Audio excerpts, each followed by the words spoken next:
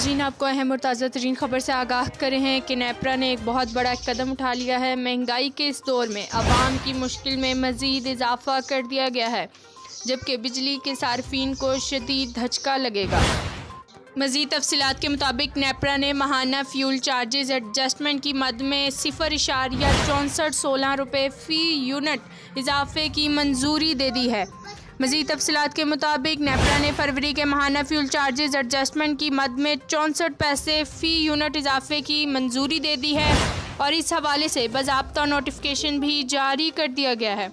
Notification के मुताबिक central power purchasing agency यानी CPPA ने नेपरा को 64 रुपये फ़ी यूनिट इजाफे की दरख्वास्त दी थी।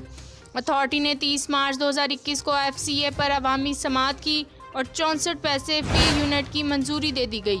नोटिफिकेशन के मुताबिक फ्यूल प्राइस एडजस्टमेंट का इतलाक सिर्फ अप्रैल के महीनों के बिलों पर होगा और नोटिफिकेशन के मुताबिक फ्यूल प्राइस एडजस्टमेंट का इतलाक लाइफलाइन और के इलेक्ट्रिक के सिवा तमाम सार्फिन पर होगा।